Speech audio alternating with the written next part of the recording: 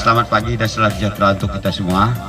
Ya, pertama-tama saya ucapkan banyak terima kasih kepada Bapak Ibu semua telah meluangkan waktu sudi untuk hadir. Ya, yang pertama berkenaan dengan kegiatan belajar dan mengajar ini, ya tadi sudah disampaikan oleh Bapak Kepala Sekolah. Memang beliau minta persetujuan dari kita orang tua, dari kita selaku komite juga, ya. Cuman berkaitan dengan secara teknisnya, yaitu kita musyawarahkan tadi, ya, bagaimana cangka baiknya. Karena soalnya memang daerah kita ini zona aman sih, zona aman. Bukan hanya Kecamatan Silat Ilir ini aja, terutama Desa Sungai Sena, ya termasuk Kapuas Hulu sebenarnya. Bahkan untuk data terakhir kami yang kami pegang untuk wilayah Kapuas Hulu ini, ODP-nya saja boleh dikatakan hanya sekian persen saja. Itu pun wilayahnya nggak di kita, ya. Cuman ya kita takutnya ada memang yang OGT inilah yang OTG ini yang berbahaya kan. Nah, kalau OGT bapaknya yang bahaya, ya.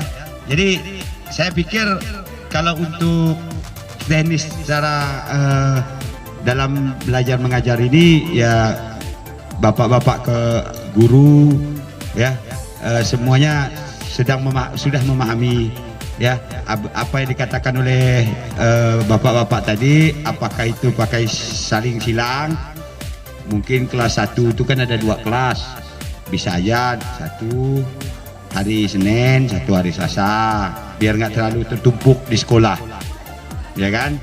Nah, kalau kelas 2 seandainya 2 kelas, 1 hari Senin, yang 1 hari Selasa. Jadi nggak terlalu mepet di sekolah sehingga sampai numpuk. Tidak bisa mulai pembelajaran tatap muka tanpa persetujuan orang tua melalui persetujuan komite sekolah, yaitu perwakilan orang tua di masing-masing sekolah. Dan bahkan kalau sekolah itu mau melakukan tatap muka dan sudah akan membuka, masing-masing orang tua anak boleh tidak memperkenankan anaknya masuk ke dalam sekolah kalau mereka belum nyaman, dan mereka diperbolehkan melanjutkan PJJ jika orang tuanya tidak memberikan izin untuk masuk sekolah tatap muka. Dan yang kedua ingin saya ingatkan bahwa pada saat sekolah melakukan pembelajaran tatap muka, kondisi protokol kesehatannya sangat ketat. Masing-masing rombongan hanya diperbolehkan maksimal 50% dari kapasitas. Berarti harus melakukan rotasi shifting semua sekolah ini. Dan juga tidak ada lagi aktivitas kantin, berkumpul, ekstrakurikuler yang akan ada resiko interaksi antara masing-masing rombongan. Hanya boleh sekolah, langsung pulang setelah sekolah. Dan tentunya wajib memakai masker dan berbagai macam checklist yang sangat ketat. Poin yang ketiga adalah bahwa 88% daripada daerah 3T terluar tertinggal di Indonesia yang sangat sulit untuk bisa melakukan PJJ itu ada di zona kuning dan hijau. Saya sebagai menteri dan orang tua hanya ingin mengingatkan 3 poin ini, bahwa relaksasi zona kuning dan hijau itu semua kuncinya keputusan ada di orang tua, bahwa protokol kesehatan pada saat tatap muka itu sangat berbeda dari pra pandemi dengan rotasi shifting. Dan yang ketiga adalah bahwa banyak sekali daerah-daerah yang tidak bisa melakukan PJJ bisa mulai melakukan tatap muka agar mereka tidak ketertinggalan dari sisi pembelajaran. Terima kasih. Wassalamualaikum warahmatullahi wabarakatuh.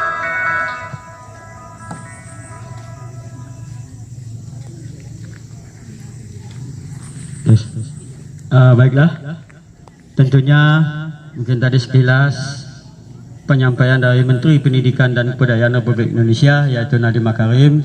Tentunya semua Bapak Ibu sudah mendengar. Jadi saya jelaskan kembali, pada pertemuan kita ini kita anak-anak belajar di rumah kan sampai dengan tanggal 31 Agustus.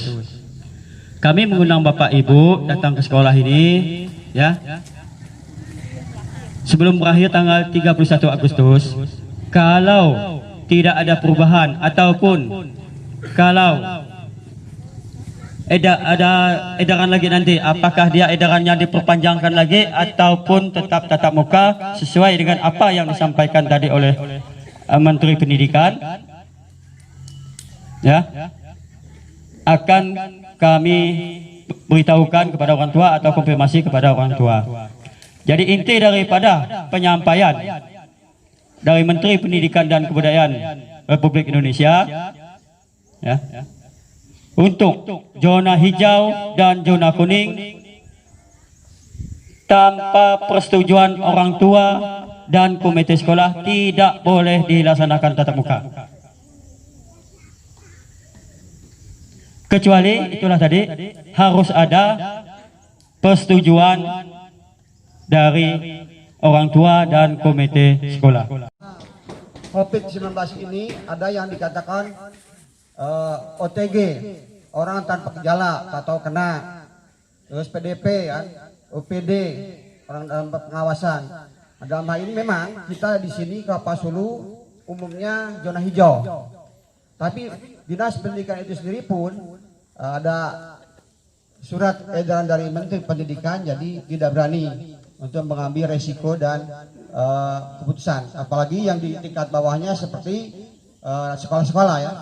Memang sepanjang perjalanan kami lihat, khususnya di Kapas Hulu, itu hanya guru-gurunya saja yang masuk, ya, mungkin untuk mempersiapkan diri, memberi tugas kepada siswanya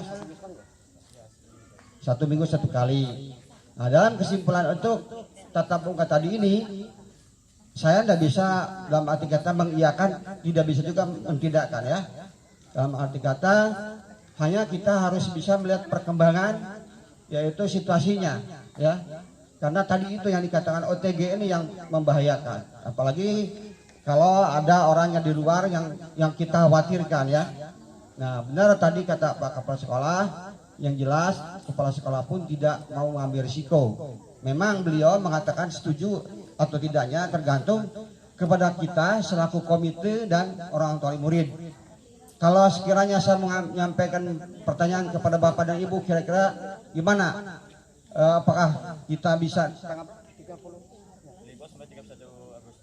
libur sampai tanggal 31 Agustus, terus nanti kalau ada pengumuman kembali, maksudnya kita apa sepakat enggak untuk tatap muka sekolah anak-anaknya? Gimana Bapak dan Ibu? Mohon jawabannya. Bisa dibagi, Pak. Misalnya ada 40 anak mungkin dalam satu kelas, kan, mungkin bisa dibagi pakai shift. Kalau tidak pakai jam itu kan Pak, misalnya masuk jam 8 sampai jam 9 itu 20 anak, nanti jam 9 sampai jam 10 20 anak. Atau untuk hari Senin 20 anak, untuk hari Selasanya 20 anak gitu. Terus juga kalau di rumah itu ya Pak, saya merasa sendiri anak saya itu banyaknya main gitu ya Pak, ya. Banyaknya main. Jadi belajarnya itu jadinya kurang. Tapi kalau di sekolah mungkin apa yang diajarkan guru itu lebih masuk. Karena anak itu segarang-garangnya orang tua, anak itu tidak ada takutnya sama orang tua. Tapi kalau sama guru, apa yang diterangkan guru itu anak-anak lebih bisa masuk ke otaknya. Kadang anak itu lebih suka membandingkan antara orang tua sama guru, Pak. Kadang katanya, mama ini lebih garang dari guruku loh lebih ini, nah kayak gitu. Jadi kadang anak itu jadi malas, kalau mau di rumah itu malas mau belajar.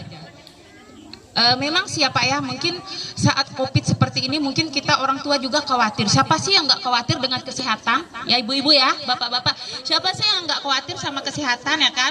Cuma kan di sini kita harus mengikuti peraturan. Jadi kalau bisa sekolah itu 1 hari 1 jam pun nggak apa-apa, Pak. Yang penting anak-anak itu belajar.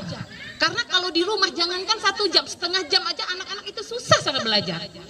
Jadi kalau bisa 1 hari itu minimal 1 jam itu tidak usah istirahat, Pak. Jadi tidak usah istirahat. Jadi sebelum masuk itu cuci tangan dan jangan lupa anak-anaknya menggunakan masker.